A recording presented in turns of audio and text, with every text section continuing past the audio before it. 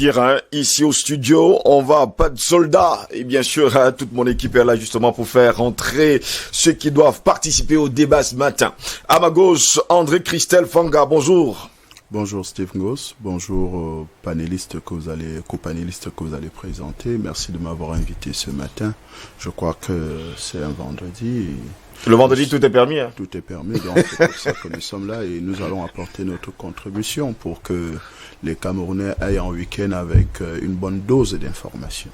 En tout cas, ce n'est pas encore la grande forme. Nous vous souhaitons en tout cas prompt rétablissement. Revenez-nous justement en forme dès lundi prochain. Eric Pépin-Bikaï, bonjour. Bonjour Steve, bonjour à l'ensemble de mes copanélistes.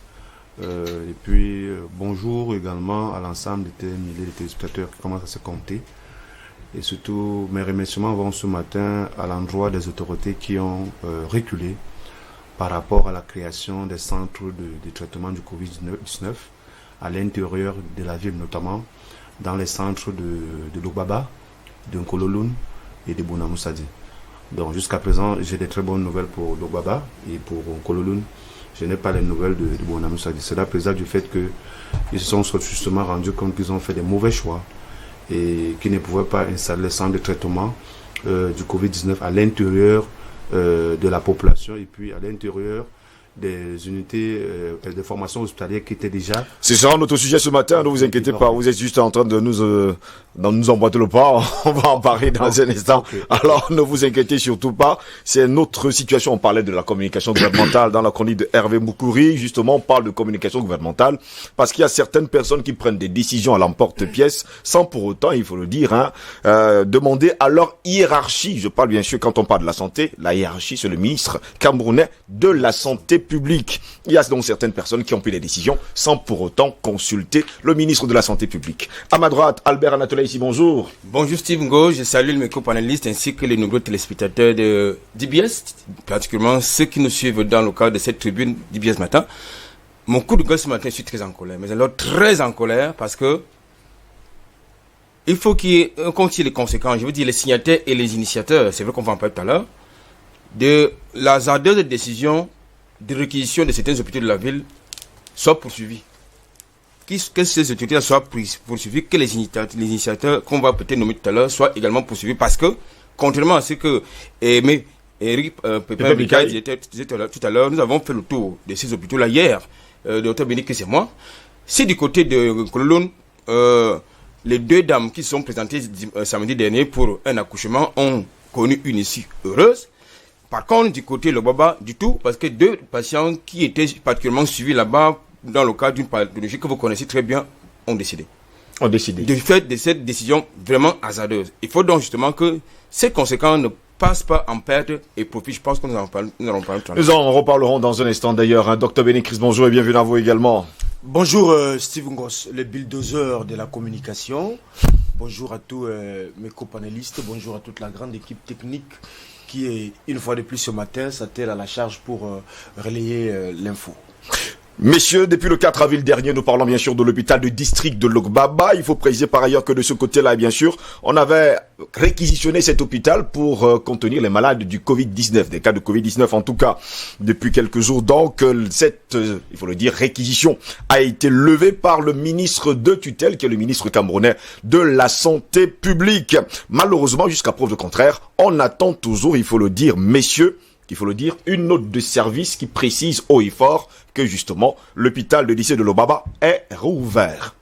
Fanga Christelle, votre réaction? Je crois que toute l'administration n'est pas seulement verbale, elle est écrite. Elle est écrite aussi, oui. Donc je pense qu'aujourd'hui, si une note a été sortie par le gouverneur réquisitionnant cet hôtel, il faut justement une autre note donnant l'ouverture.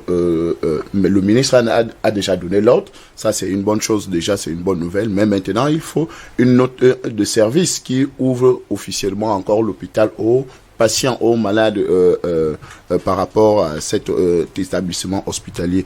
Moi, je pense qu'aujourd'hui, il y a une situation qui est plus grave par rapport au lieu de cette note, même en réalité, il faut une dose de communication par rapport à cette ouverture-là, à ce manquement, par rapport à ce manquement criard à la signature de ce document, qui fermait d'ailleurs cet hôpital. Donc je pense qu'aujourd'hui, il faut un travail de communication assez important et que les chefs d'équipe, chefs d'unité qui a été limogé, puissent faire son mea culpa pour dire à tous les Camerounais que non, je me suis trompé. C'est parce que justement, j'avais mes intérêts particuliers. Je voulais tuer l'hôpital de Logbaba pour que l'hôpital de Tergal continue à plus vivre mieux que tout le reste, parce que quand même dans un seul arrondissement, comme l'arrondissement de Douala 3e, vous réquisitionnez 3 hôpitaux.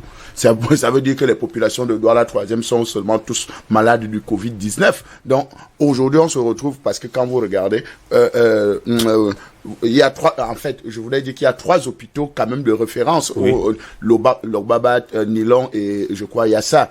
Et vous réquisitionnez deux hôpitaux dans un seul arrondissement. Vraiment, il faut être méchant pour dire seulement, pour faire une déclaration pareille.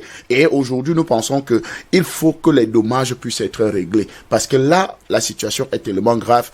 En dehors de cette note écrite par rapport à la réouverture, je pense que les patients peuvent déjà refaire confiance à cet hôpital. Parce que justement, réalité, parlant de confiance, Vanga, jusqu'à preuve de contraire, les patients ne font pas encore confiance à cet hôpital. Il faut bien le dire. Sûr, parce il y a un manque à gagner. Il y a un manque à gagner et il y a eu une mauvaise communication dessus, parce que vous savez qu'aujourd'hui, le Covid-19, c'est une déclaration. Quand vous regardez, il y a une communication accentuée là-dessus où c'est la vente de la peur. Donc, quand un patient ou bien quelqu'un sait qu'on est allé on a amené des malades de Covid-19 dans cet hôpital et que bon, il y a eu une action pour désinfecter et tout le reste. Donc, nous pensons aujourd'hui qu'il faut absolument communiquer dessus et relaver l'image de l'hôpital de district de Logbaba. Oui, laver justement, il faut le dire, à l'image de l'hôpital du lycée de Logbaba. Il faut préciser par ailleurs que jusqu'à preuve de contraire, Éric Pépin Bikaï, on voulait renvoyer, il faut le dire, tous les médecins à la maison. Tous les médecins et le personnel. Et le personnel, oui. C'était quand même assez, il faut le dire, parce qu'on a commencé à le dire, Albert Anatole ici a commencé à mener des investigations depuis la semaine passée et a crié à tue-tête de la mauvaise décision de réquisitionner l'hôpital de Logbaba pour servir de centre de traitement du Covid-19. Pour servir d'hôtel. D'hôtel, ok. Disons, j'emprunte ces mots. C'était une très mauvaise décision et on le disait en début de semaine. Cela permettait en fait de structurer le fonctionnement interne de cet hôpital. Parce qu'à l'intérieur de l'hôpital, il y a forcément des stagiaires qui sont en contrat à durée déterminée, en CDD, et qui pouvaient passer sur ce laps de temps-ci en CDI, en contrat à durée indéterminée. Donc, le fait que cette nouvelle soit arrivée était un peu comme un coup de massue sur la tête des milliers de patients, mais oui, également du personnel d'appui. Parce qu'il ne faut pas oublier que, et puis Béné le disait... Il ne faut pas également oublier que, il faut le dire, les patients avaient été chassés manu militari, voilà, par certaines personnes, non pas par le directeur de l'hôpital, mais justement, le directeur de l'hôpital avait été réquisitionné. Il fallait qu'il accepte justement que les malades du Covid-19 arrivent justement dans son hôpital. Oui, c'est ce que je disais. Et aucun malade n'est arrivé. Et aucun malade n'est arrivé. Le problème, c'est que depuis hier, déjà, il y a quand même des ambulances qui circulent et qui viennent dans cet hôpital. Oui, parce qu'en réalité, la maladie, même, en fait, la pandémie, s'accompagne d'une psychose.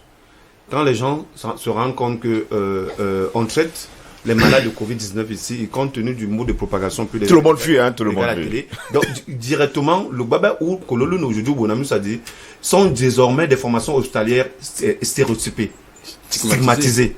Et il va falloir du temps pour que cette confiance redevienne, qu'on prouve effectivement qu'on n'a traité aucun malade de Covid-19.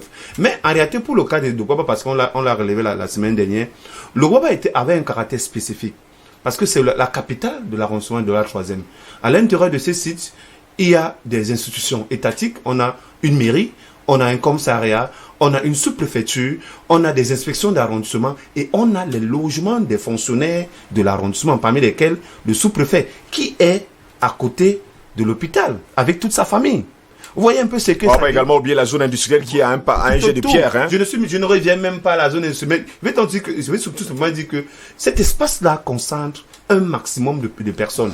Et au lieu de faire de cet espace un espace de traitement de Covid-19, on a légitimement, on voulait faire de cet espace un espace de propagation de la maladie. Parce que les gens sont en contact avec tout ce qui se rencontre sur la maladie, vrai ou pas. Parce qu'il ne faut pas oublier que nos scientifiques, jusqu'à l'heure actuelle, n'ont pas été capables, n'ont pas encore publié les éléments de contagion de cette maladie. Tout ce qui nous est servi est venu forcément des scientifiques de l'autre côté de l'Atlantique ou du Pacifique. Donc voilà une décision qui pouvait mettre tout l'arrondissement du droit du troisième en état de guerre psychologique, faut le dire. Et pourquoi pas de guerre physique? Mais heureusement que le ministre Malaouda, quelqu'un de très intelligent, hein, peut-être parce que nous sommes issus de la même université, l'université de Ngaoundéré, mais je le trouve quand même très proactif. Très proactif. Très proactif, faut le dire, hein, c'est la première fois quand même qu'on voit un ministre au feu et au four et un moulin en train de travailler. Il s'attelle vraiment à on a comme l'impression que c'est ce mec qu'il fallait à la tête de ce ministère. Il comprend très rapidement parce qu'il s'est rendu compte, par exemple, je prends un exemple simple, il s'est rendu compte qu'il avait une communication double.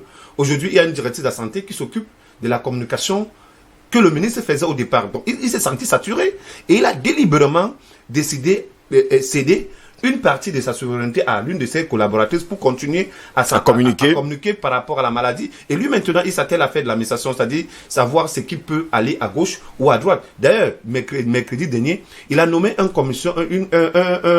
comité de gestion de la prise en charge hospitalière des malades Covid-19 à Yaoundé. C'est le professeur Sogui qui a été nommé, et à Douala, le professeur Nouma, si je ne me trompe pas, qui a été nommé. Donc vous voyez que progressivement, au fur et à mesure que la maladie progresse, avec tout on trouve des solutions. Donc il faut tout simplement essayer de l'accompagner et de se rendre compte que si ça ne va pas, qu'on lui dise, monsieur le ministre, cette décision-ci n'est pas bonne. Et, étant donné que moi j'ai appris ça l'autre jour d'un professeur d'université à Lomé, il dit, lorsqu'on gère une pandémie, il n'y a pas de mauvaise décision, il n'y a pas de bonne décision, il y a des décisions. Mais qu'on ait quand même l'humilité de dire à monsieur le ministre que la décision que vous avez prise, ou alors que tes collaborateurs ont pris au niveau local, semble ne pas aller en droite ligne. La question justement, c'est de savoir, est-ce que ce sont ces collaborateurs qui ont pris réellement cette décision? Non, le Premier ministre a fait une sortie, et c'est vrai que je ne l'ai pas écouté, mais quand même, il vient régler un problème qui date depuis plusieurs années. C'est-à-dire, désormais, on ne communique pas n'importe comment. Souvent qu'il y a eu une loi dessus, la loi de 85, qui organise la communication gouvernementale. Je pense que le Premier ministre nous a écouté. Hein. Voilà, il a suivi notre émission d'hier déjà. Il faut également saluer cette initiative du Premier ministre. Lui aussi, c'est un bosseur, c'est un avenant, c'est quelqu'un qui veut faire autrement. Donc, il faut qu'on recadre un certain nombre de personnalités et qu'on les permette d'avoir une communication utile et proactive dans l'intérêt de la population. Albert Anatole, ici, vous qui étiez sur le terrain, qu'est-ce qui s'est réellement passé sur la fermeture, en tout cas, de l'hôpital de Logbaba? Déjà, je note qu'il y a eu une réquisition un peu discriminatoire.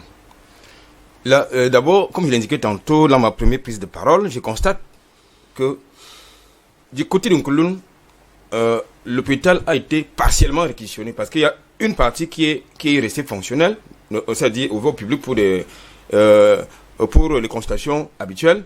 Une autre partie a été réquisitionnée pour la prise en charge des patients testés positifs au Covid-19. C'est la même chose du côté de Bonamo, c'est-à-dire il y a eu une réquisition partielle, pas totale. Par contre, du côté de Loba, il y a eu une réquisition totale de l'hôpital. Ça, c'est quand même scandaleux. Deuxième chose que j'observe, ces hôpitaux ne disposent pas d'un plateau technique. Il faut le dire, même si par la suite, ils ont essayé de rectifier en disant que non, il s'agit des patients qui présentent des symptômes de Covid-19. Ce sont là qui devaient être pris en charge là-bas. Oui. Par contre, pour des cas jugés sérieux, ils devaient être pris en charge en soins intensifs ou, du moins, dans le service de réanimation de l'hôpital de gynéco-obstétrique et pédiatrique de Yassa ou l'hôpital de la Quintini. Donc, quoi qu'il en soit, c'était une décision hasardeuse. C'est autant que elle est signée par ordre par l'inspecteur général des services du gouverneur de la région du Littoral, M. Sétan Boubacar Njikam. Certainement sur proposition du délégué régional de la santé publique, parce qu'une telle décision ne peut pas être prise sans qu'il soit consulté. Et ce qui est également curieux pour le Baba, c'est que ce monsieur, il s'appelle quoi, docteur de Somba? Professeur Somba. C'est lui qui est le porteur de cette note de réquisition. C'est lui qui est le porteur. Il a fait pression non seulement au directeur de cet hôpital, mais au personnel. C'est-à-dire que au moment qu'il apporte la décision de réquisition, au même moment, il exige qu'on évacue les malades. J'ai quand même trouvé cela très très curieux. Ah ben, professeur Tomba, c'est le directeur de l'hôpital de Nilon. Le directeur du district de l'hôpital de le directeur de l'hôpital du district de Nilon. De Nilon. Donc, alors, lui, il a un hôpital qui a suffisamment d'espace contrairement à Lobaba. Mais c'est quand même curieux que lui n'ait pas sacrifié une unité de ce côté-là pour ce type de malade. C'est curieux. Donc, je pense, à mon sens, comme je l'ai dit tantôt, cette décision a eu des conséquences. D'abord, tout à l'heure, Pépin l'évoquait, la stigmatisation de ces hôpitaux. Hier, nous étions avec le docteur Mbazoua, qui est le directeur du centre médical d'annoncement de Nkoloun. Elle est blasée. C'est-à-dire que maintenant, il faut maintenant chercher les stratégies pour faire revenir les malades. Tout à l'heure, je vous indiquais qu'au moment où on était en train de fermer cet hôpital, on évacuait les malades, il y avait des malades qui étaient en hospitalisation. Il y avait deux femmes qui arrivaient pour un accouchement, qui ont été réorientées vers notre hôpital, c'est-à-dire l'hôpital, je crois, de Newbel. Donc, je trouve que c'est scandaleux. Il faut que c'est non seulement les signataires de cette décision, mais surtout ces initiateurs, c'est-à-dire Essomba et Dissonglé, respectivement, délégué régional de la santé publique plurielle et le ex-coordonnateur de la lutte contre le Covid à Douala. Même le signataire de la mesure. Hein. Non, absolument. Il faut que ces gens-là soient. Jusqu'à preuve de contraire, il y a toujours de sérieux problèmes et des préjudices au sein même de la population qui ne fait plus confiance à ces hôpitaux. Docteur Benny Chris, jusqu'à preuve de contraire, on sait qu'à l'hôpital Lobaba, il n'y a pas de respirateur. Curieusement, il n'y a pas le matériel adéquat, il n'y a pas le plateau technique pour accueillir ces gens de malades. J'ai eu le privilège de participer à ces enquêtes aux côtés d'Anatole ici. Nous avons sillonné un certain nombre d'hôpitaux et nous avons, n'est-ce pas, dialogué avec non seulement le personnel, mais surtout les dirigeants de ces institutions. Grand était le mois de constater que les conditions même de la saisine de ces institutions étaient non seulement arbitraires, mais tellement préjudiciables qu'aujourd'hui, l'image même de ces institutions sont entachées. Nous avons été hier à l'hôpital de Nkoloun. Je vous dis qu'il y avait le personnel, mais les malades peinent à venir. Parce que on s'est dit qu'il y a des malades de Covid qui sont dedans. Donc, ils peuvent contaminer. Et il faut donc refaire la communication pour amener les populations à revenir dans ces institutions. Nous avons été aussi à Logbaba. Nous avons vu de nos yeux un cas de Covid amené à cette institution alors que la levée a été déjà décrétée par le ministre. Donc nous demandons, puisqu'il y a un comité des malades qui doit et qui a été constitué pour pouvoir porter plainte contre les signataires de ces décisions parce qu'il y a des dommages énormes. Non seulement les tuberculés, les sidéens, etc., se sont retrouvés à la nature, mais il y a des personnes qui étaient en soins intensifs, qui ont vu leurs soins interrompus et dont nous avons enregistré 2 cas de mort. Donc, il y a 2 décès. Il y a 2 décès, nous avons enquêté et nous demandons donc qu'il y ait un comité qui s'organise rapidement pour porter plainte à ces gens qui ont fait, n'est-ce pas, qui ont pris ces genre de décisions sans l'autorité des tutelles qui est le ministre. Parce que il nous semble que le ministre n'était même pas au courant de ces faits. Donc, il faut que la République revoie ces genres de décisions qui, de nature, n'aident pas le pays à avancer, mais qui sont de nature à ternir même l'image de la République. Adé Kisefanga, moi j'ai une question qui va peut-être vous surprendre. Le pauvre doit-il mourir finalement? Pareil, si le pauvre ne peut pas arriver à avoir des soins de santé de qualité, parce que l'Ogbaba quand même est considéré comme étant l'hôpital du pauvre. Tout le monde y va, tout le monde est accueilli. Et de ce côté-là, on vous soigne d'abord avant de demander de l'argent. Ben, écoutez, on est dans une république où certains individus préfèrent se partager le budget de financement ou bien le budget de certaines institutions au lieu de mettre ce budget-là en exécution pour prendre soin des gens, parce que tout ce que vous voyez, la lutte, c'est la lutte du budget. Parce que quand on empêche l'Ogbaba de fonctionner normalement, c'est pour que tout le budget soit redirigé dans une autre institution qui est dans le même arrondissement, c'est-à-dire l'arrondissement de Douala 3e et surtout particulièrement l'hôpital de Tergal, dont le signataire ou bien celui qui a mis en exécution, en branle la décision arbitraire par rapport à certains hôpitaux est le directeur général de cet hôpital-là. Donc aujourd'hui, nous voyons que les dispositions, parce que quand on parle quand même de l'hôpital de Lok-Baba aujourd'hui, c'est l'hôpital des pauvres, c'est l'hôpital des bensikineurs, de la ménagère, de la baie Amsalam, des femmes de ménage, de tout le monde, parce que c'est très rapide. D'abord, l'accès est très facile, et en dehors de l'accès très facile, c'est l'hôpital de proximité. Vous comprenez un peu ça, c'est quand même quelque chose, l'une des choses qu'il faut savoir saluer le gouvernement, parce que les positions stratégiques, quand quelqu'un a parlé de la capitale de l'arrondissement de Douala 3e tout à l'heure, parce que quand vous regardez Lok-Baba tellement où il est situé, avec tout ce qu'il y a tout autour, parce que quand vous faites le tour, vous avez Ndokoti, vous avez CCC, vous avez Ndokpassi, vous avez Nyala, vous avez Jakoma. Mais bien sûr, Ndokoti c'est un autre pays, donc quand vous avez quand vous avez un carrefour comme Ndokoti, ça veut dire que, et avec un hôpital tout juste à côté, vraiment, ça veut dire... À 100 francs, il faut le préciser d'ailleurs. À 100 francs, ça veut dire qu'en réalité, on est là pour les populations. Cet hôpital-là est là pour les populations. Et le service d'accueil, le service de prise en charge des malades est démocratique. Si la démocratie existe, vraiment, elle existe au niveau de Lok-Baba aujourd'hui. Parce que quand vous arrivez, première des choses, c'est d'abord la prise en charge du malade. Oui. Et ça, le pauvre en a besoin. Vous comprenez un peu, parce que si le pauvre ne part pas dans les institutions, les grandes institutions comme l'hôpital général, c'est parce que justement, et d'ailleurs même il y a des scandales qui sont en train de se produire là-bas, parce que les militaires sont devenus déjà des médecins là-bas. Ils ne permettent plus aux patients d'entrer, parce qu'on dit non, la priorité c'est d'abord aux malades du Covid-19 et tout le reste, alors que c'est une institution hospitalière qui s'occupe même des autres cas qui ne sont pas forcément visibles à l'œil nu. Vous comprenez un peu? Donc, je pense qu'aujourd'hui, il y a des choses à refaire. Cet hôpital, c'est un hôpital de pauvres, et le pauvre ne doit pas mourir. En réalité, s'il y a des politiques sociales qui sont mises en place, c'est justement parce qu'il y a des gens... Des politiques mises d'ailleurs en place par le chef de l'État camerounais. Exactement. Pour la santé pour tous les Camerounais. Parce qu'il y a des Camerounais qui n'ont pas la bourse nécessaire pour se soigner. Donc, on démocratise les soins de santé justement pour que ce pauvre-là puisse se soigner. Mais des individus malveillants, qui sont déjà extrêmement riches, parce que le professeur Noël Essomba est déjà tellement riche, et c'est devenu un homme politique aujourd'hui maintenant, parce qu'il est adjoint au maire de Douala 1er aujourd'hui. Donc, vous comprenez que c'est des gens, sans compter, si vous allez dans l'unité de SIDA qu'il a géré pendant plusieurs années, sans compter les malades et les scandales qu'il a laissés là-bas. Donc, vous comprenez qu'en réalité, on a affaire à des hommes à scandale, qui sont habitués au scandale. Dissongo, lui, on a fait opérer quelqu'un avec la lame devant son hôpital, parce que en réalité, la politique sociale, bien sûr, de Koumatekel. Donc, Dissongo, qui est délégué régional de la santé aujourd'hui dans le littoral, était directeur général de la Kentina à cette période-là. Donc, vous comprenez que l'hôpital, pour lui, c'est un centre de business, c'est des centres de business, c'est des centres de gros sous.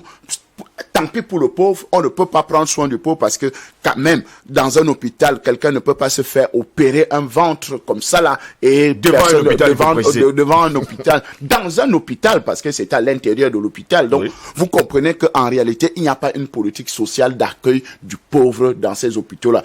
Tout ça implémenté par qui? À cause de son directeur général, parce que nous avons quand même vu des directeurs généraux au niveau de la Kentini. Nous rappelons du docteur Fritz Ntonen quand même, de cet hôpital-là qui était vraiment... Nous, on se rappelle encore du docteur Jérémy Soler qui a dirigé cet hôpital. Nous n'avons pas eu des scandales de ce genre-là. Et d'ailleurs même, c'était même une lutte acharnée contre ceux qui voulaient détruire l'hôpital. Donc, vous comprenez qu'aujourd'hui, la santé est devenue plus un business. Et ceux qui sont actuellement au service dans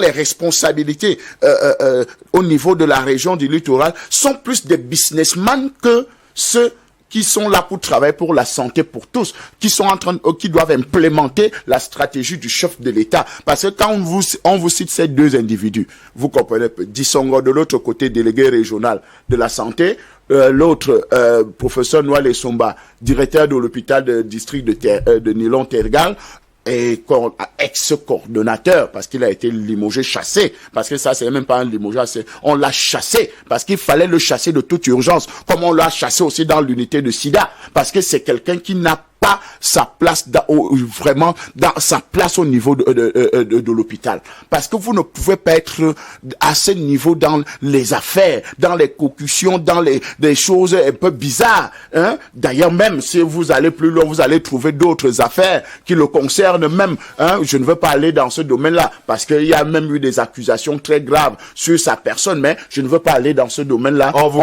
Donc, vous comprenez que nous, les pauvres, on n'a pas droit à la santé selon ces individus, mais je crois qu'il y a encore des gens, comme ce docteur de l'hôpital de Logbaba, qui pensent que non. Parfois, et d'ailleurs, nous l'avons dit ici, ils sortent de l'argent de sa propre poche. Il y a des gens qui arrivent, qui n'ont pas de moyens pour acheter un carnet, qui n'ont pas de lui-même fils de pauvre, il faut préciser. Lui-même, d'abord, premièrement, permet d'abord que le malade ait des soins en attendant que la cotisation familiale, pour qu'on dise que envoyer Orange Money, envoyer MTN Money, envoyer Express Union pour voir le cas de tel malade, parce que en réalité, on a commencé à le soigner, même jusque-là, même il n'a même pas encore payé même 5 francs. Donc, il faut trouver des moyens. Donc, voilà ce qu'on appelle l'hôpital. Et je pense qu'aujourd'hui, c'est d'abord un lieu où on doit trouver la santé avant que de nous demander l'argent. Mais ces businessmen-là, eux, l'argent avant tout.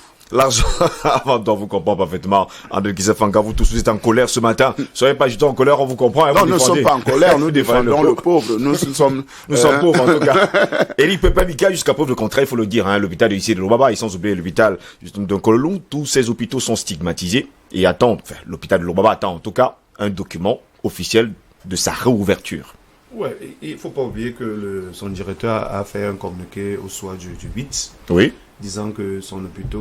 et son hôpital pour moi, son hôpital n'a accueilli aucun malade Covid-19 et qu'il appelle ses collaborateurs et l'ensemble des patients qui étaient déjà à la maison, il faut préciser. Voilà. Hein. Et puis ceux qui sollicitaient le site à revenir pour les services. Ce qui n'est pas facile depuis hier, il faut dire. Ce qui n'est pas facile parce qu'aujourd'hui, il faut essayer un peu d'accompagner psychologiquement le personnel soignant et puis le personnel d'appui par rapport à ce passage à vide.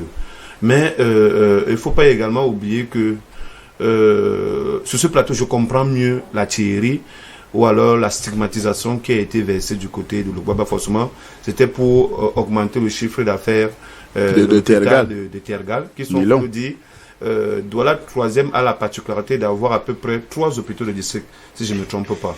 C'est-à-dire Tergal, Logbaba et puis Japoma, si je ne m'abuse, parce qu'à l'époque, Japoma était rattaché à l'hôpital du district de Logbaba, qu'il faut le dire est un hôpital du district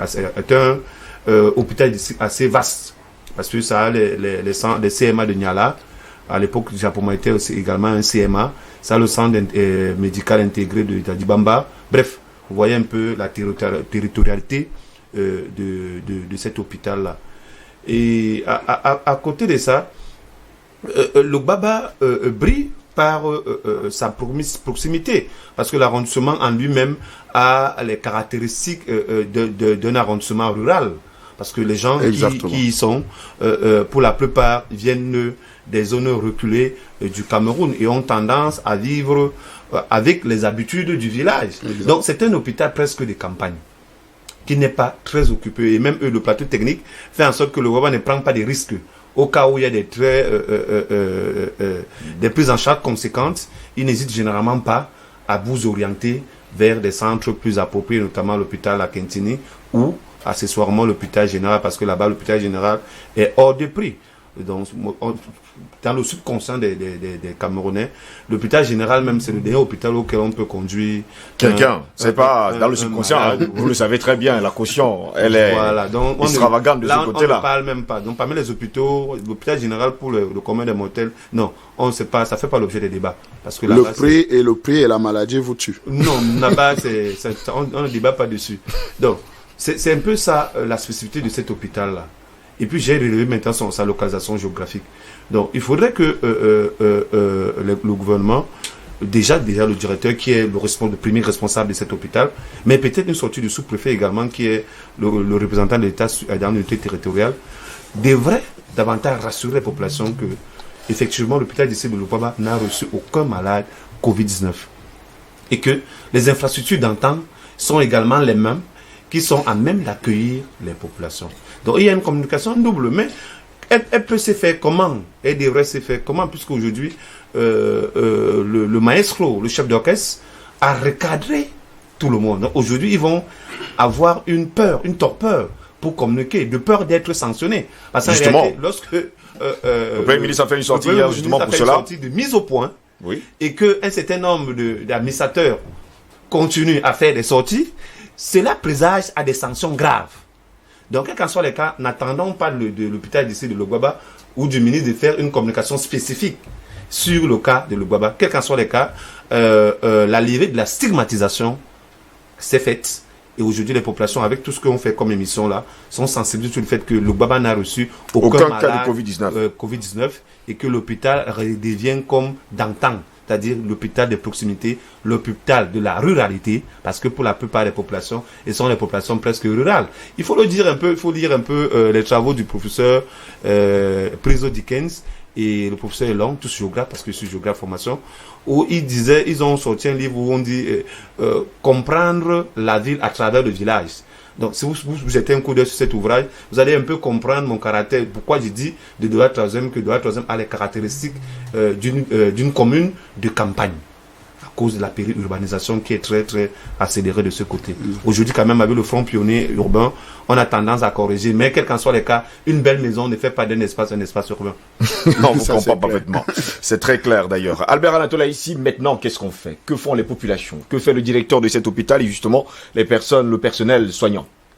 Je voudrais d'abord indiquer, pour le rappeler et le depuis en même temps, qu'en 2000, il y a une réforme hospitalière qui avait été engagée par le ministre de l'époque, je parle de Hubert Langenawana, malheureusement, qui s'est interrompu pour les raisons que vous connaissez. Quelque temps après, il est remplacé par M. André Mamafouda. Et vous comprenez qu'à partir de là, il y a eu une décrépitude du système de santé au niveau du Cameroun. Il a mis ces réseaux, ce sont ces réseaux qui sont les réseaux de malfaiteurs, comme nous notons là. Tous ces gens qui sont signataires de cette histoire, ce sont les réseaux de Mamafouda. Et vous savez que la seule chose que Mamafouda a réussi à faire, c'est de construire sur le territoire national des bâtiments qui sont habités, hantés par les serpents, les chèvres, tout ce que vous voulez. Donc, c'est ce qu'il a réussi à faire. Et vous ne pouvez pas, c'est-à-dire une carte sanitaire obsolète et inappropriée.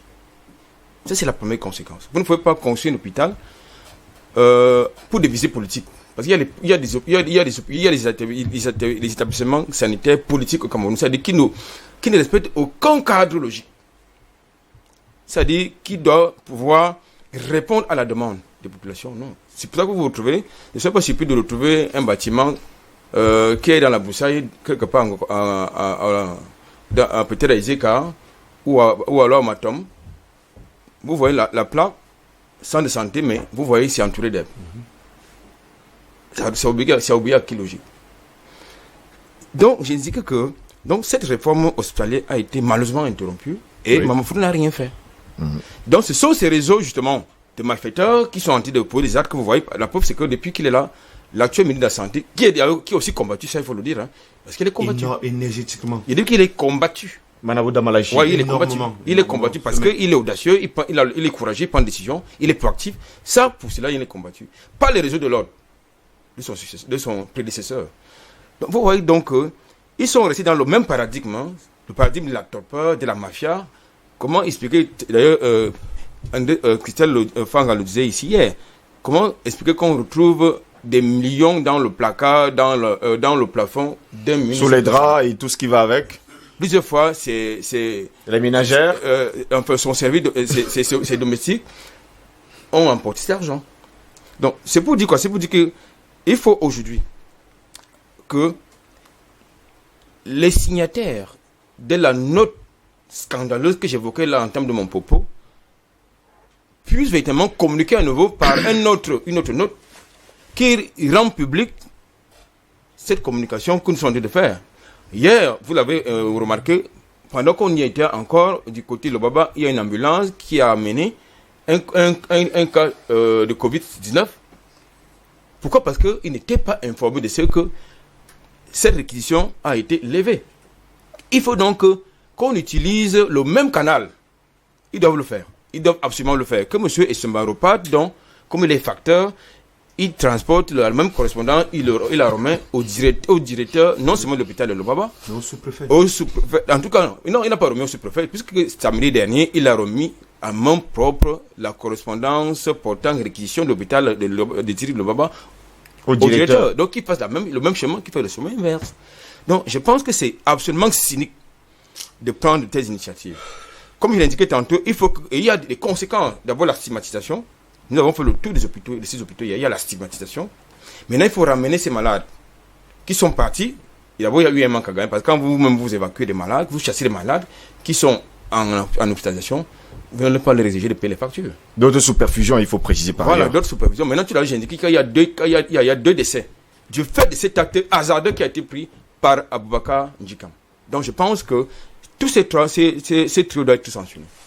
Docteur Bénécris, vous qui êtes justement un enseignant, on veut savoir justement, est-ce que avec la sortie du Premier ministre hier, on espère en tout cas ne plus avoir ce genre de cacophonie dans la communication gouvernementale? Je suis convaincu, et j'en reste encore à ce stade de croire qu'un gouvernement responsable est celui qui se donne la mission première de protéger son peuple. On ne dirige pas contre les aspirations d'un peuple, mais l'on dirige le peuple en fonction de ce à quoi il aspire et ce à quoi il attend de venir demain. Et je pense que la sortie du Premier ministre hier, j'ai suivi avec beaucoup d'attention, était de nature à recadrer certaines actions qui sont posées et qui sont de nature à ternir l'image du gouvernement. Mais moi, j'aimerais que cette sortie s'ensuive des sanctions énormes. C'est-à-dire qu'il y ait des actes posés pour mettre hors jeu toutes ces personnes qui agissent au nom du gouvernement, alors qu'ils ont d'autres visées qui n'aident pas les populations, n'est-ce pas, à bénéficier du plan régulateur. Mais, docteur, il faut préciser par ailleurs, hein, il y a quelqu'un, il faut le dire d'ailleurs, le signataire d'ailleurs de ce document a déclaré qu'il ne peut pas se dédire. J'allais même y arriver, puisque hier, pendant qu'on était en train de faire nos enquêtes sur le terrain, nous avons entendu que le porteur de la lettre a déclaré haut et fort qu'il ne peut pas se dédire. C'est-à-dire, il se place au-dessus de la loi, puisque le ministre a pris la décision de ne plus réquisitionner ces hôpitaux. Donc, je pense qu'en âme et conscience, la personne qui a porté la lettre doit écrire, doit encore libeller clairement que la mesure a été levée. Et cette lettre doit être postée dans tout le média, dans le place public, pour amener la population à la confiance. Parce qu'il y a un problème de confiance. Nous avons été à l'hôpital de Kolou hier, il y a le personnel qui est là, le personnel soignant, mais il n'y a pas de malade. Les gens passent parce que il y a cette stigmatisation dans la tête qu'il y a des cas de Covid. Et ce qui est encore écœurant, l'hôpital a été obligé de séparer, puisque là-bas il y avait une répétition partielle. L'hôpital a pu débourser de l'argent pour séparer les chambres qui ont été réquisitionnées et l'autre partie qui était censée continuer d'opérer. Donc ils ont déboursé l'argent pour mettre un mur en contre-plan. Nous avons été, nous avons même pris des images, nous avons discuté avec le médecin en chef, Madame Mbazoa Annick, qui nous a informés. Donc, je pense que ces genres de personnes doivent être sanctionnés. Et j'ai même appris qu'il y a même cumul des fonctions. Parce que le même professeur Essomba est en même temps directeur d'un centre hospitalier et en même temps conseiller. Premier adjoint maire. C'est cumul.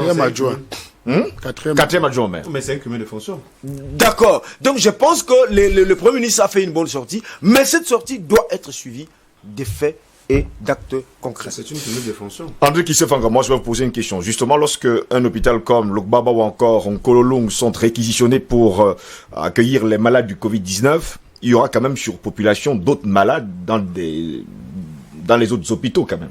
Exactement, je pense que c'est l'objectif. L'objectif, c'est que les malades, par exemple... Qui allaient à Lokbaba aillent maintenant à Tergal. C'est tout. Donc, il faut que le carnet, la caisse de monsieur Essomba soit remplie au niveau de Tergal, au niveau de Nilon. C'est ça l'objectif. Il faut éliminer tous ceux qui sont les concurrents. Parce que quand même, il faut regarder l'envol que l'hôpital de district de Lokbaba est en train de prendre par rapport à sa mise. Avec un nouvel édifice, hein. Exactement, avec tout ce qui a été fait. Un nouvel édifice flambant neuf. Bien sûr. Et ça, il faut construit l'avouer. En quelques mois. Il faut l'avouer. En moins de 6 mois. C'est le directeur qui fait ses démarches personnelles pour y arriver à faire ce que vous voyez là. Parce que vous savez que comme je l'expliquais hier, même les budgets sont dirigés vers les hôpitaux où les copains et les copines sont.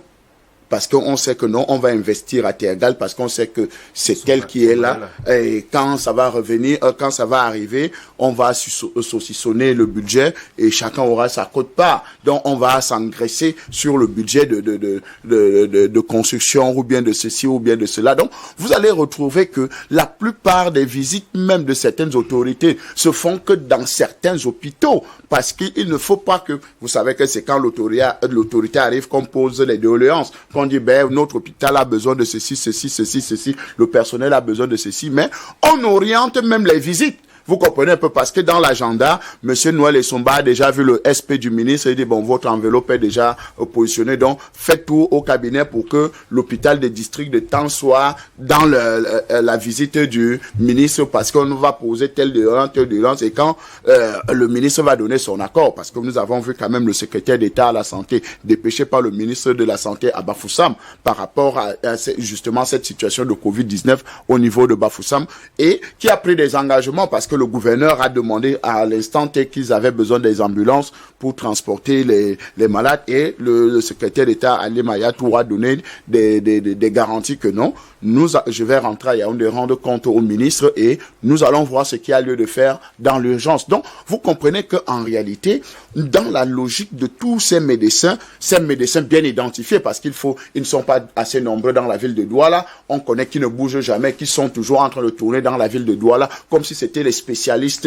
qui doivent diriger rien que les hôpitaux de Douala. Parce que quand vous regardez le profil de celui qu'on parle par exemple tout à l'heure, il ne fait que sa carrière depuis un certain temps qu'à Douala. Mais il n'y a pas d'autres hôpitaux, il n'y a pas d'autres unités et tout.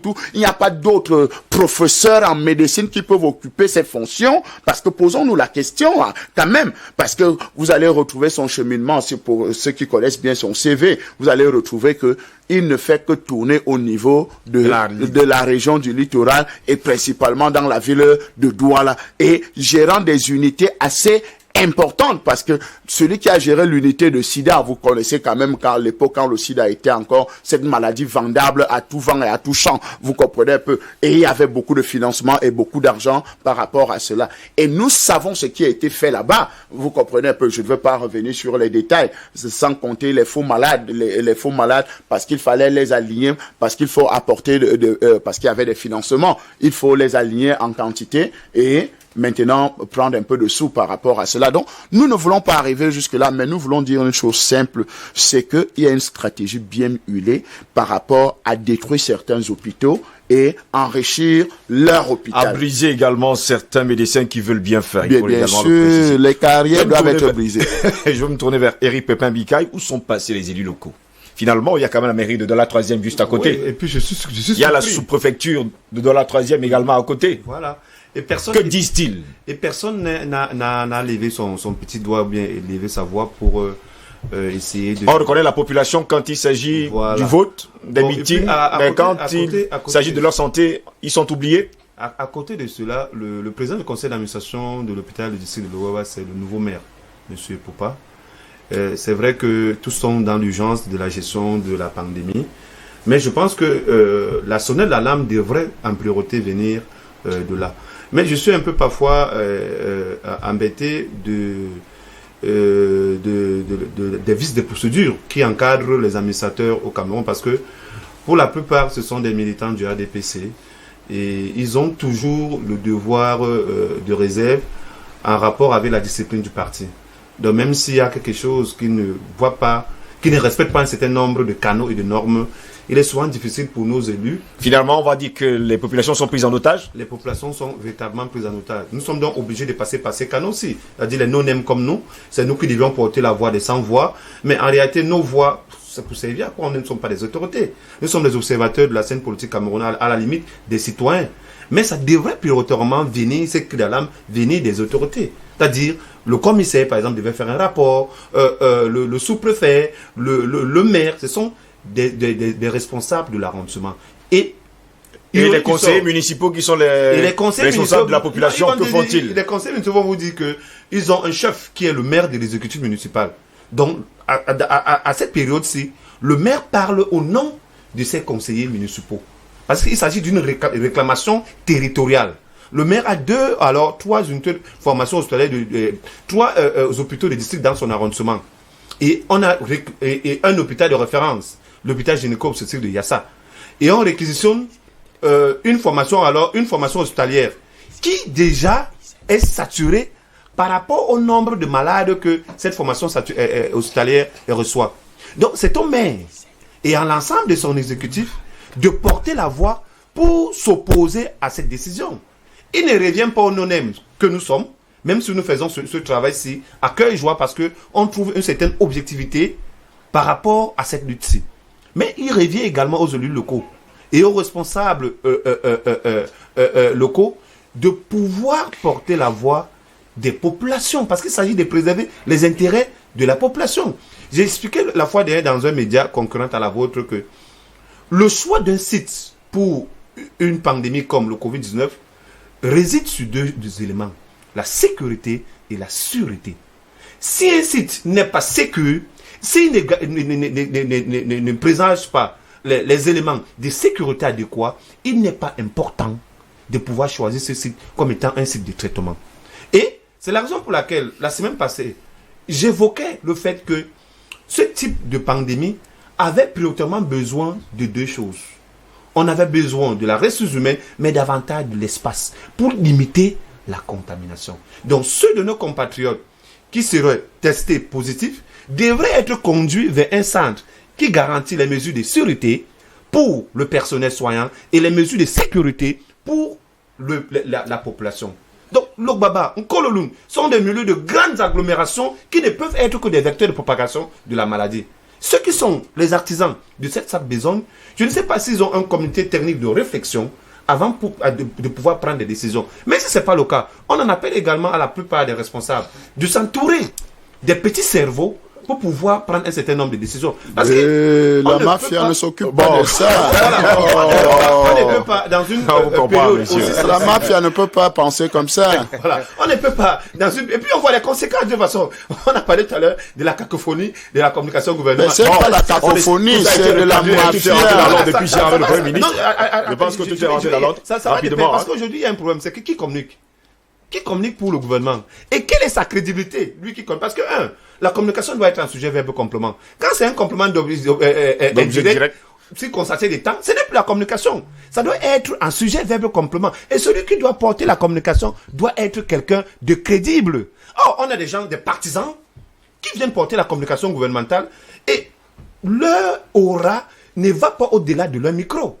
Parce que déjà, dès qu'ils prennent la parole, le public, c'est-à-dire la cible, dans sa tête, ne peut pas écouter parce que c'est que cette communication est traversée. Ce n'est pas un sujet verbe complément, c'est un sujet verbe complément d'objet indirect. Donc ça n'est pas Merci beaucoup, Éric Pépin-Bikaï. On vous comprend parfaitement. Albert Anatoya, ici, d'après la réglementation en vigueur, le maire est quand même le père d'une population. Oui, disons que... Et est là pour préserver les acquis des populations. Et un hôpital est un acquis pour la population. Dans mon enquête, vous savez, la santé, c'est un problème social. Dans mon enquête, effectivement, je suis allé à la rencontre de l'un des adjoints du maire de l'arrondissement de Douala 3e. Je peux vous dire que j'étais déçu. Je m'attendais à une prise de position assez vigoureuse. Mais son attitude m'a laissé pantois. Et il n'y a pas qu'un maire pour porter la voix des populations. Même un conseiller municipal peut porter la voix des populations parce qu'il est élu. Dans cette commune, il y a aussi les conseillers municipaux de l'opposition, parmi lesquels les camarades d'Éric Pépin-Bikaï.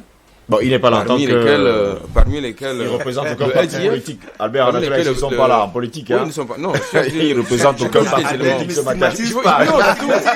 Il n'est pas là en tant que partisan de parti politique. Allons-y, Albert. Non, j'ai fait le même exercice du côté de Douala 5e. Je me suis également heurté, là-bas je me suis heurté à Lometa. Donc c'est pour justement vous dire... Donc vous nous parlez des complicités? Non, c'est-à-dire qu'il y en a qui ne sont même pas... Informés. Non, pas qu'ils sont informés. Déjà, l'hôpital, le centre médical d'arrondissement de Douala, de Bonamo, est à un jet de pierre, justement, de la mairie. Donc ils ne peuvent ne pas être au courant. Et du marché. Bref, il y a une proximité, on ne peut plus, pas possible. C'est ça qui est quand même épatant, hein. Je veux vous rappeler, je parle justement de l'hôpital d'ici Lobaba. Oui. À côté, vous avez un commissariat, Oui, une sous-préfecture, oui, une mairie, oui, une gendarmerie. oui, Brigade de gendarmerie. Justement, Oui. vous avez un marché, oui, Une école. une école, des écoles. des écoles même d'ailleurs, il faut le préciser comme Et ça. une zone industrielle. Vous avez un grand marché qui s'appelle Dokoti à 100 francs. Oui. Oui, Vous avez la zone industrielle.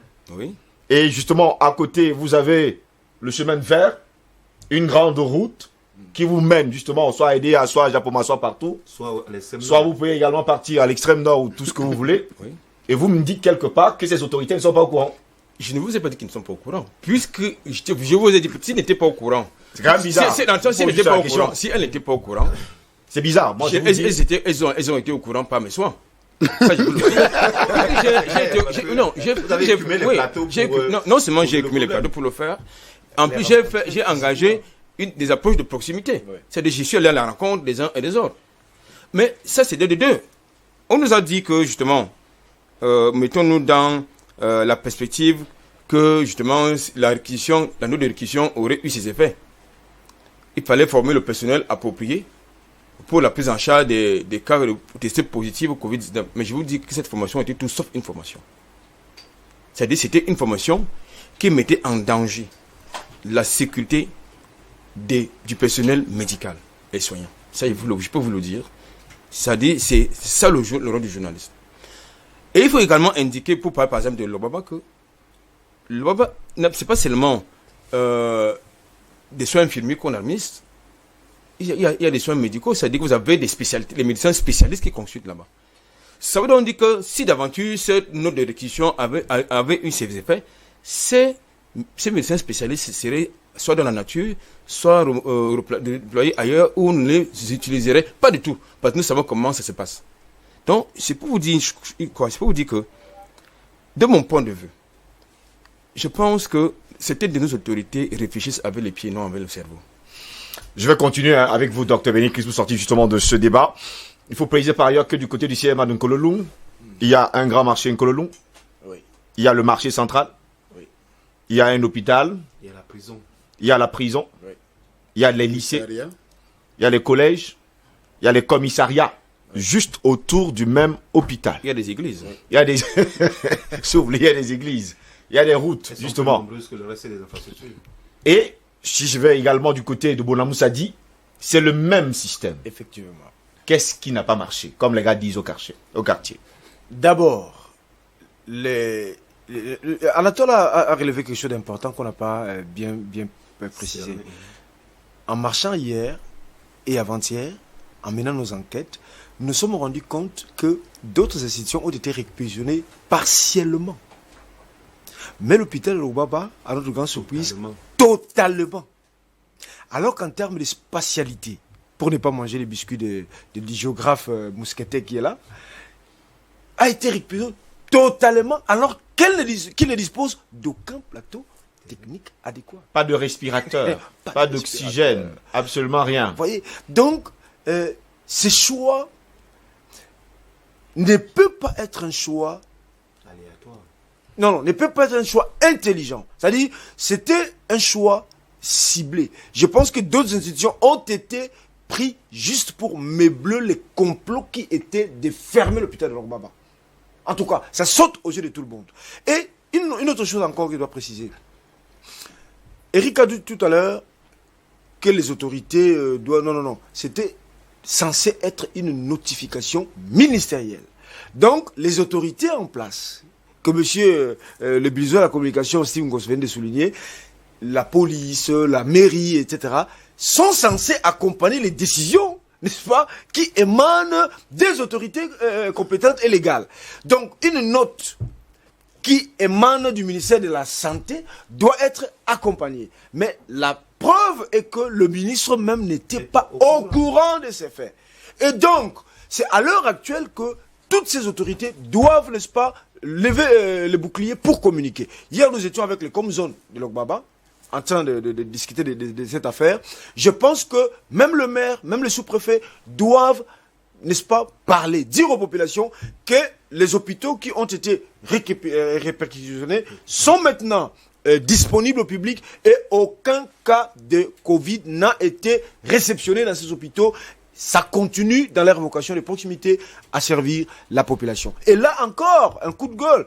Il faut que l'autorité compétente, le ministre de la Santé, dont nous saluons d'ailleurs le courage et la proactivité, doit prendre des mesures pour nettoyer ces écuries.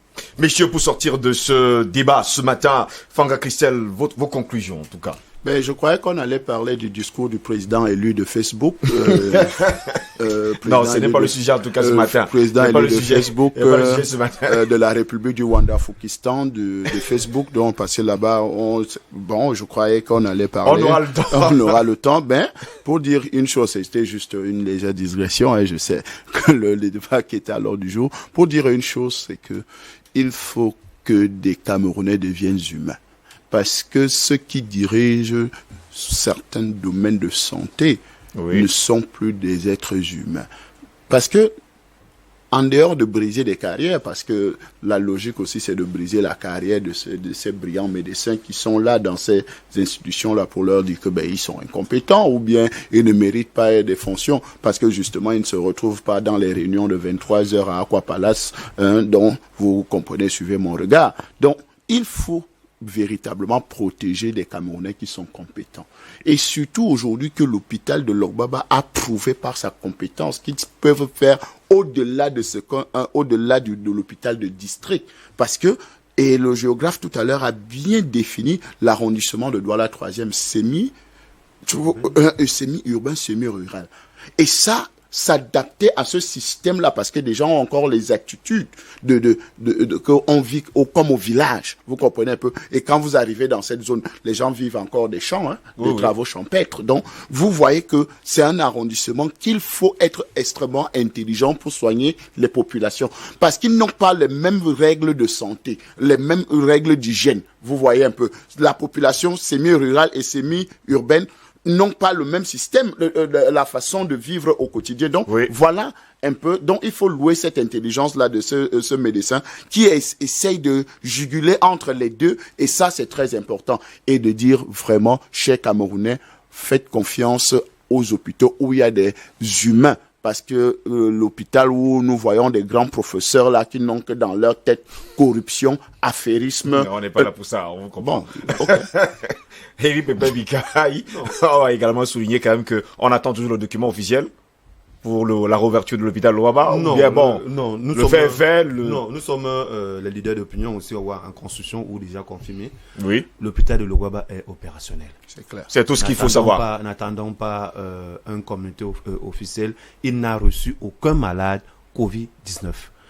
Je vous rappelle quand même qu'il y a eu 4 jours de vide, pour la première fois de ma vie, j'ai vu un hôpital sans malade. Oui, justement, c'est que en plein cœur de la ville. Nous menons cette bataille, cette communication, pour que cette communication arrive aux oreilles du ministre, afin de s'asseoir à ses décisions. Depuis mercredi soir, le directeur de cet hôpital, qui se bat comme un beau diable, il a mis un peu de lumière, parce qu'aujourd'hui, quand vous passez à Logbaba, vous voyez, l'hôpital ici de Logbaba, c'est comme à Las Vegas.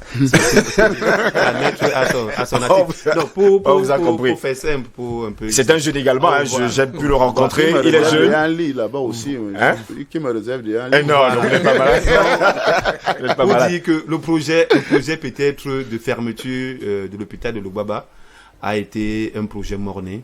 Et il faut saluer la promptitude d'André Albert Anatole ici. Parce que quand il commence à parler de ce problème, on était sur ce plateau, moi je vous voyais seulement, bon, en fait, il n'avait pas pris et mesuré la conséquence. C'est que j'arrive à la maison et puis je reçois une dizaine de coups de fil des anonymes qui me disent que mais ça ne peut pas être possible. Eric, qu'est-ce que vous faites sur le plateau? Il y a ton copaléniste qui essaie de parler d'un problème, mais tu ne l'accompagnes pas. On ne peut pas avoir un centre de traitement, on ne peut pas fermer l'Ogbaba. Donc, c'est également l'occasion de dire au directeur qu'il peut faire mieux, puisqu'il a la responsabilité des autorités sanitaires, qu'il peut faire mieux en termes de capacité. Si on le laisse faire d'ailleurs. De capacité d'accueil de l'Ogbaba. Et parce qu'il y a également des plaintes qui reviennent de la population que l'Ogbaba, j'ai dit ça tout à l'heure en filigrane, l'Ogbaba est un hôpital qui ne prend pas de risques. C'est-à-dire, quand il y a un cas, même s'ils peuvent intervenir, ils vous réfèrent vers... Je pense que c'est en bonne marche. Hein. Il y a un nouveau bâtiment flambant neuf qui est prévu pour ça. La Quintini, c'est un labyrinthe. C'est-à-dire, d'orientation pour parfois... dont les gens préfèrent aller là où ils savent qu'ils peuvent trouver... Ils être accueillis, voilà, donc, ils vont trouver des solutions immédiates. Au directeur de l'hôpital de Lobaba, faire en sorte que les gens ne soient plus obligés de traverser de côté. Parce qu'il y a également un autre problème qu'on relève pour le jour. Il y a beaucoup de populations de Douala qui ont pour centre urbain de côté. Donc traverser de côté pour autre espace, c'est un problème. C'est une désorientation. Merci en tout cas à vous. Hein. Albert Anatola, ici, votre mot de fin rapidement. Je vous dis deux choses. La première, c'est quoi? C'est que moi, j'attends des sanctions. Parce que cette loi hasardeuse... Vous insistez là-dessus? J'insiste là-dessus. Non, ça ne peut pas passer entre perte et profit. Sérieusement, c'est un acte grave. Et qui doit être sanctionné dans ce cas-là? Il y a eu, je parle des initiateurs et des signataires de la note de réquisition. Donc, ces gens doivent être sanctionnés. Il y a la stigmatisation d'abord de ces centres de santé, de ces hôpitaux. Deux, vous avez tout à l'heure indiqué qu'il y a des malades qui se baladent dans la nature. Ils ne sont même pas encore informés qu'on a réouvert ces hôpitaux. Et des cas de décès. Et il y a eu 2 décès. Ça ne peut pas passer en perte et profit du fait de cette décision inconséquente. Ça, il faut le dire. Deuxième chose que je voudrais dire, je pense qu'on n'a pas à transformer un centre de santé ou un hôpital en hôtel pour le Covid-19. Non, du tout. Il faut que le ministre de la Santé publique qui se bat quand même au diable également, parce qu'en réalité, en dehors, à côté, il y a le ministre des Transports, et relativement, parce que, et accessoirement, des autres... Rapidement, nous sortons de là. Bref, il faut qu'on cherche un autre endroit qui est plus sécur, comme disait Eric Pepin. Nous avons les stades japonais, non, nous avons... le stade de l'e-sport, qui a été réquisitionné. Et puis, il faut que le ministre de la Défense mobilise l'armée dans cette bataille. Oui. Ça, c'est important. On ne peut pas laisser le ministre de la Santé seul au front.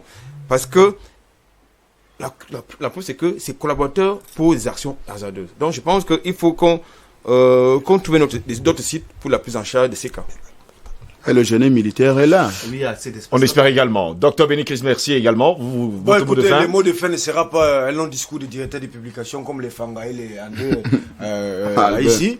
Je vais juste dire que la République, c'est la chose publique. La res publica, c'est la chose publique. Oui. Un gouvernement républicain est d'abord au service du peuple. Et ce peuple exige qu'il y ait des sanctions à l'encontre de ceux qui ont pris des décisions hasardeuses, qui ont mis en danger la population dont on est censé protéger. Steve Ngos, merci de m'avoir invité sur votre... Messieurs, je vous dis merci d'avoir été dans notre ce matin. Dans ce vendredi, tout est permis. Anne de Kizavanga, merci d'avoir été là, malgré que vous n'êtes pas encore. Cameroun. Et que Dieu bénisse le Cameroun. Eric Pepin Bika, merci également. Albert Anatola ici, merci. Écoutez, ça fut un plaisir ici. Docteur Bénikis, merci également d'avoir été là ce matin. Messieurs, je vous souhaite de passer un très bon week-end.